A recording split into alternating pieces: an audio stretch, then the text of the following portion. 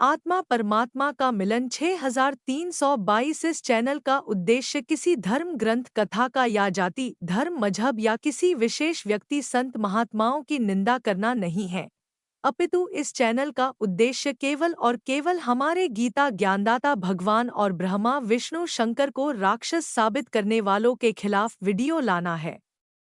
मेरा सहयोग करने के लिए मेरा चैनल आत्मा परमात्मा का मिलन 6322 सब्सक्राइब करें। उस समय दुर्वासा जी उस बनी में जाकर बैठ गए, द्वारका के बाहर थोड़ी सी दूरी पे। और द्वारका के अंदर इस बात की एक ऐसी रूमर चली, चर्चा का विषय बना कि एक महापुरुष आए हैं दुर्वासा जी, बड़े पहुँचे हुए संत हैं और भूत भविष्य और वर्तमान की सब जानते हैं। श्री कृष्ण जी के पुत्र प्रद्युम्न और उसके साथियों ने मिलकर एक कुमत सोची, एक कुबद सूझी। उन्होंने एक फैसला लिया कि भाई ऐसे सुन रहे हैं कि ये दुर्वासा जी बड़े पहुँचे हुए महापुरुष हैं और भूत भविष्य की सारी जानते हैं, इसकी परीक्षा लेते हैं। उन्होंने क्या किया कि प्रद्युम्न को, श्री कृष्ण जी के पुत्र को, एक स्त्री का स्वांग करवा दिया।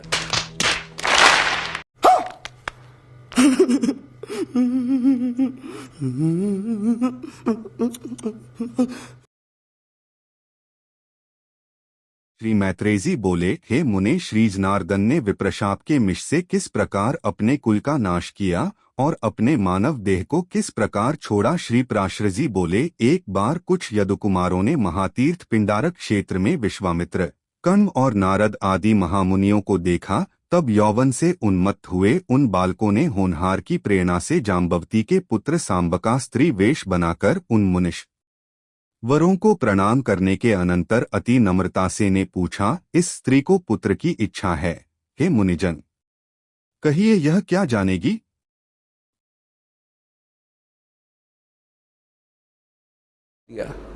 स्त्री के कपड़े बना दिए और एक गर्भवती स्त्री का स्वांग बना दिया। पेट के ऊपर एक कढ़ाया, जैसे छोंक छांक लाने की छोटी सी कढ़ाई हुआ घर में, रसोई में एक छोटी सी कढ़ाई पेट का बांध दी और ऊपर के उसका लोगड़ बांध दिया, रुई सी, फिर कपड़ा बांध दिया और ऊपर के और ताले कपड़े पड़ा दिए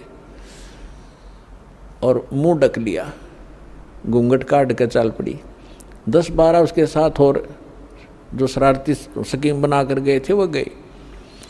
दुर्वासा जी के पास जाकर उन्होंने कहा कि भगवान प्रणाम हो ऋषि जी को, हम आपके पास एक समस्या लेकर आए हैं। दुर्वासा जी ने पूछा, बोलो भाई क्या है तुम्हारी समस्या। कि ये व्यक्ति और ये इसकी पत्नी, इनके विवाह को 10-12 वर्ष हो गए थे ऋषि जी, अब भगवान ने दया बख्शी है या गर्भवती हुई है और ये उतावले हो रहे हैं। आपके बारे में सुना है कि आप भूत भविष्य और वर्तमान की सारी जानने वाले हो, तो ये आपसे ये पूछना चाहते हैं कि इसका लड़का होगा कि लड़की। अब दुर्वासा जी ने अपनी दूरबीन ला के देखा, देव दृष्टि, उसने वो समझ गया कि बकवास कर रहे हैं रामजादे।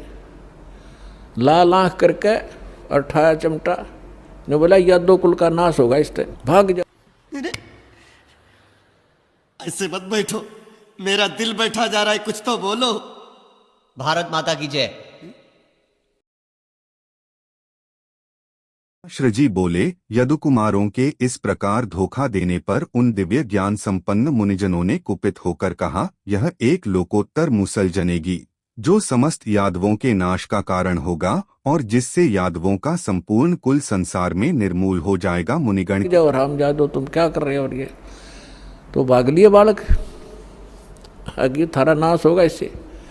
अब वो बच्चे भाग आए गाँव में। बच्चा तक ये था, पोता लड़का हो रहा था निरोध, उसका प्रद्युम्न गए। बाकी कुबत तक कभी भी ये जो बुरा कर्म होता है आदमी को किसी न किसी एज में दुख जरूर देगा। तो नगर में जब आए उन्होंने सबको बताया कि ऐसे ऐसे हम गए थे। दुर्वासा जी तो सचमुच जान गए, वो तो सचमुच जानकार है। उन्होंने बता दिया कि ये गर्भवती नहीं है और तुम्हारा नाश होगा, जिससे तुमने गर्भ बना रखा है इसका, इससे तुम्हारा नाश होगा। तो गांव के जो मुखिया और बुद्धिमान से व्यक्ति बुजुर्ग थे, उनको चिंता बनी कि बच्चों ने तो बकवाद कर दी और उसने श्राप दे दिया, सारे मरेंगे तब। तो उनमें से कुछ कहने लगे कि हमारे सिर पर भगवान श्री कृष्ण बैठे हैं। वाह भाई वाह, ये भी कोई डर की बात है, चलो उसके सामने उनसे प्रार्थना करते हैं। अब श्री कृष्ण जी के पास गए। कैसे कैसे लोग रहते हैं यार यहाँ पर, चलो तुमको पागल कुत्ते का गाड़ी उठा के ले जाएगा, बता रहे हैं हम।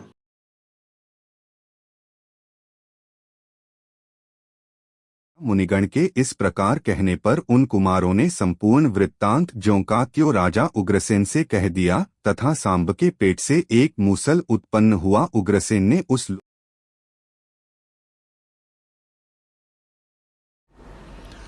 श्री कृष्ण जी से जाकर अपना चिंता का विषय बताया कि भगवान ऐसे ऐसे बच्चों ने मजाक कर दिया और दुर्वासा जी ने श्राप दे दिया, और दुर्वासा जी का श्राप तो बिजाइल कैसा है, ये तो वापस हो ही नहीं सकता। तब श्री कृष्ण जी से कहा कि आप ही हमारी रक्षा कर सकते हो, आप समर्थ हो, सर्वशक्तिमान हो, आप विष्णु अवतार हो, जैसे भी उनके गुणगान किए। श्री कृष्ण जी ने कहा कि भाई देखो, बच्चों को वहीं भेजो और दुर्वासा जी से माफ़ी मांगे, वो अक्षमा करेगा तो बात बनेगी। उन बच्चों को लेकर नगर के मुखिया व्यक्ति, मौजिद से जो बुद्धिमान व्यक्ति बुजुर्ग से सारे एक साथ गए, हजारों की संख्या में। दुर्वासा जी के सामने उन बच्चों को कहा कि माफ़ी मांगो। उन्होंने प्रणाम किया, माफ़ी मांगना चाहा, अक्षमा याचना की, लेकिन दुर्वासा जी ने कहा कि जो मेरे मुख से वचन निकल गया वो वापस नहीं हो सकता। आप जाइए, अपने बच्चों को समझा के रखना चाहिए था, साधु संतों के साथ बकवास नहीं किया करते, आप जा सकते हैं। अब इसको वापस करना मेरे बस की बात नहीं है। फिर वापस आ गए, फिर श्री कृष्ण जी के पास के भगवान, उन्होंने तो मना कर दिया कि मैं अब कुछ नहीं कर सकता। अब श्री कृष्ण जी ने कहा कि देखो, किस चीज से अब पुण्यात्माओं इस, और श्री कृष्ण भगवान कल आवे, श्री कृष्ण जी उस ताप से मुक्त नहीं कर सका, उनका नाश हुआ लास्ट में। हालांकि समाधान भी बताया उन्होंने। अब और जितने इनके पुजारी हैं, राम कृष्ण ब्रह्मा और शंकर भगवान के जो संत हैं, उनके गुरु ने उन पदों पर बैठे हैं, वो भी समाधान बताते हैं। जब श्री कृष्ण जी के समाधान बताने से, जो साधना क्रिया उसने बताई, उनके करने से कुछ लाभ नहीं हुआ, तो ये इनके जो पुजारियां के बताए हुए समाधान से आप क्या लाभ लोगे, इससे इतना निष्कर्ष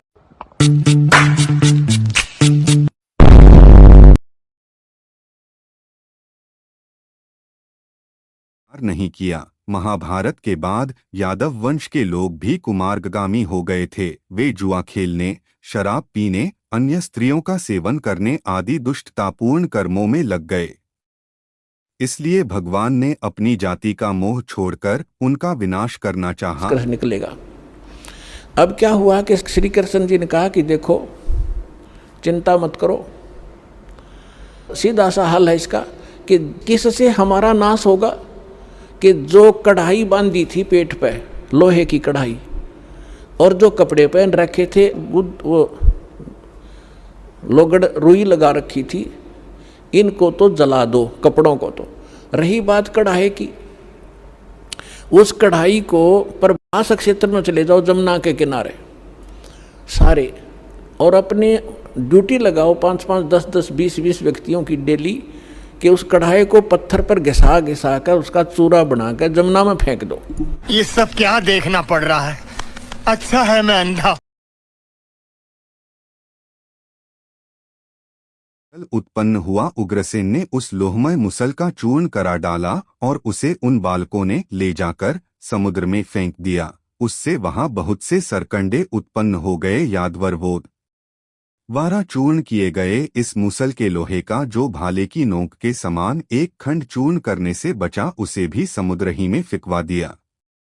उसे एक मछली निगल गई। उस मछली को मछेरों ने पकड़ लिया तथा चीरने पर उसके पेट से निकले हुए उस मुसलखंड को जरा नामक व्याध ने ले लिया। भगवान मधुसूदन इन समस्त बातों को यथावत जानते थे, तथापि उन्होंने विधाता की इच्छा को अन्यथा करना न चाहिए।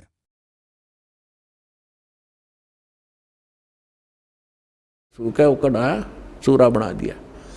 एक के पास दो चारों को कड़ा मिला था, जिसने लास्ट में थोड़ा सा रह गया था, वो गोल गोल नोका ने चमक गया, तो उस चमकदार सा घिसाने से चारों तरफ से चमक गया वो।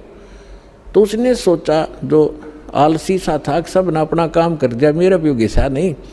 तो उसने सोचा इसे एक कड़े में के बिजली पड़े, यूं की उसने जंगल में उस जमुना में फेंक दिया वो कड़ा। बाकी शेष कढ़ाई घिसा दी थी, उसका चूरा बना दिया। अब वो किसी मछली ने खाद्य पदार्थ जानकर वो खा लिया। उस मछली को पकड़ लिया एक शिकारी ने, जिसका नाम बालिया नाम का एक दीमर था, जो मछियारा था। उसने पकड़कर मच्छी जब ले गया, वह काटी, मछली काटी तो उसमें से वह सफ़ेद धातु निकली, बहुत चमकीली। तो शिकारी ने सोचा कि ये हो ना हो कोई अच्छी फौलाद होगी या कोई चांदी ना हो। वो लेके गया सुनार के पास। सुनार कहने लगा भाई ये चांदी नहीं है, ये तो अच्छा फौलाद अच्छा है। वो लोहार के पास ले गया। लोहार ने कहा कि बहुत इतने तेज पत्ते होते हैं, लेकिन वो तो दुर्वासा के श्राप से शापित था, वो एक ऐसा घास हो गया। उधर से क्या हुआ, कुछ दिनों के बाद, 1 वर्ष 2 वर्ष 4 वर्ष के बाद क्या हुआ, आपस में द्वारका के अंदर झगड़े शुरू हो गए। छोटे बड़े की लाज रही नहीं, थोड़ी सी बात पर मार काट मचा दी, थोड़ी सी बात पर कत्लेआम करने लग गए। फिर गांव के लोग पहले धार्मिक बहुत होते थे, अभी तक हुआ करते थे। गांव के अंदर कोई भी आपत्ति होती थी, साधु संतों से उसका विकल्प, उसका समाधान चाहा करते थे कि किसी तरह शांति हो नगर में। तो उनके पास तो श्री कृष्ण ही थे final, first and final, last and final. Shri Krishna ji के पास गए।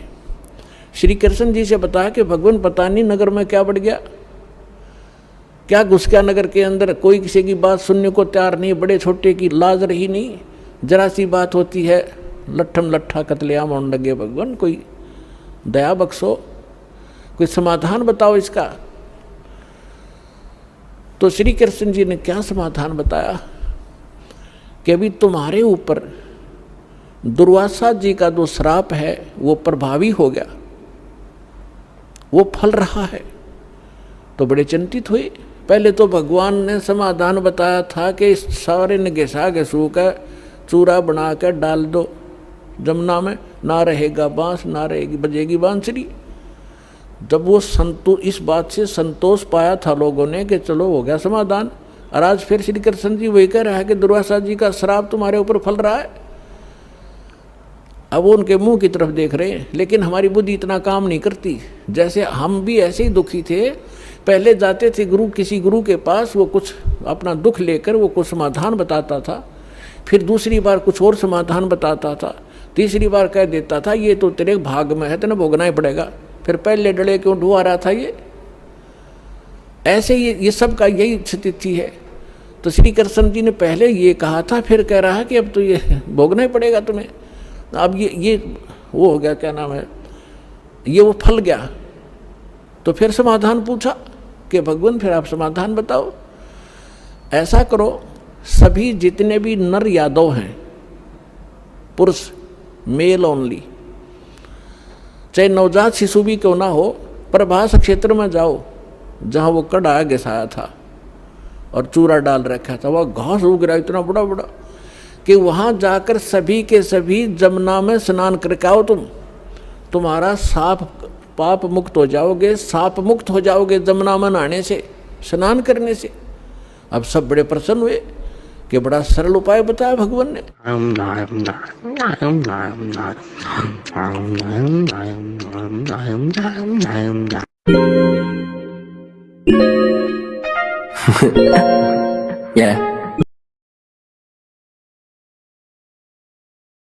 द्विज तदंतर कृष्ण और बलराम आदि के सहित संपूर्ण यादव शीघ्रगामी रथों पर चढ़कर प्रभास क्षेत्र में आए। वहां पहुंचकर कुकुर, अंधक और वृष्णि आदि वंशों के समस्त यादवों ने कृष्णचंद्र की प्रेरणा से महापान और भोजन किया। पान करते समय उनमें परस्पर कुछ विवाद हो जाने से वहां कुवाक्यरूप ईंधन से युक्त प्रलयकारिणी कलहाग्नि धड़क उठी।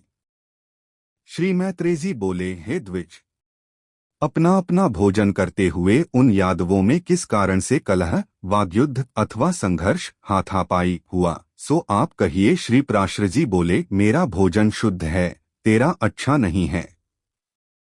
इस प्रकार भोजन के अच्छे बुरे की चर्चा करते करते उनमें परस्पर विवाद और हाथापाई हो गई। तब वे दैवी प्रेरणा से विवश होकर आपस में क्रोध से रक्तनेत्र हुए एक दूसरे पर शस्त्र प्रहार करने लगे। और जब शस्त्र समाप्त हो गए तो पास ही में उगे हुए उनके हाथ में लगे हुए वे सरकंडे वज्र के समान प्रतीत होते थे।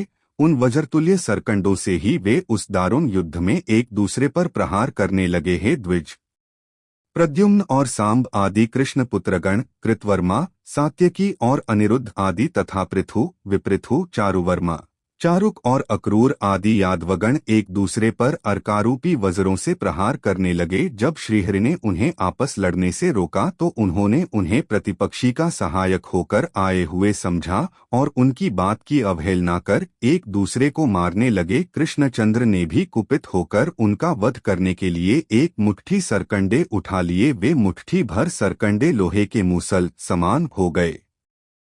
उन मूसल रूप सरकंडों से कृष्णचंद्र संपूर्ण आताताई यादवों को मारने लगे तथा अन्य समस्त यादव वहां आकर एक दूसरे को मारने लगे। हे द्विज, तदंतर भगवान कृष्णचंद्र का जैतर नामक रथ घोड़ों से आकृष्ट हो दारुक के देखते देखते समुद्र के मध्यपथ से चला गया। इसके 50 भगवान के शंख, चक्र, गदा, शार्घधनुष, तारक्ष और खड्ग आदि आयुध श्रीहरि की प्रदक्षिणा कर सूर्य मार्ग से चले गए हैं। महामुनि, ये भगवान क्या जुल्म है। और सभी अपने अपने बच्चों को, नवजात शिशु से उसी दिन जन्मा था उसी भी लड़के को, ओनली लड़कों को ले गए साथ में और पहुंच गए 56 करोड़ वहां पर। पहले स्नान करें जाते ही, ताकि साप कटे, हमारा पाप, ये साप नाश हो, शराब खत्म हो। और बाहर आते ही, क्योंकि पहले मनमुटाव चल ही रहा था सभी का, उसने तू ऐसे क्या बोल रहा था उस दिन, तू ऐसे उस दिन सारे इकट्ठे हो गए, तब कभी कभी मिले थे। बाहर आते वो एक दूसरे को गाली गलोच, लट्ठम लट्ठा और घास निकाल लें, घास पाड़े और मारे, गर्दन में लग के आर पार हो जाए, तलवार का काम करने लग गया वो घास। और 56 करोड़ यादव कटका मर गए थे वहाँ साप नाश करान, अपना नाश कर लिया वहाँ जाके। श्री कृष्ण जी के बताए समाधान अनुसार उनका साप तक कटा नहीं, साप तक नाश हुआ नहीं, यादव का नाश हो गया। अब गरीबदास जी कहते, तुम कौन राम का जपते जापम और ताते कटे ना ये तीनों तापम। समर्थ का शरणाग हो रंग होरी हो, भाई कदे न हो ए काज राम रंग होरी हो। कि समर्थ की शरण में आ जाओ, तुम्हारा कभी अकाज नहीं होंगे और ये तीनों ताप का नाश हो जाएगा। अब प्रसंग चल रहा है, उसी पर चलते हैं। अब 56 करोड़ यादव कटका मर गए, आपस में कत्लेआम कर दिया। विष्णु पुराण के अंदर लिखा है कि कुछ यादव बच गए थे।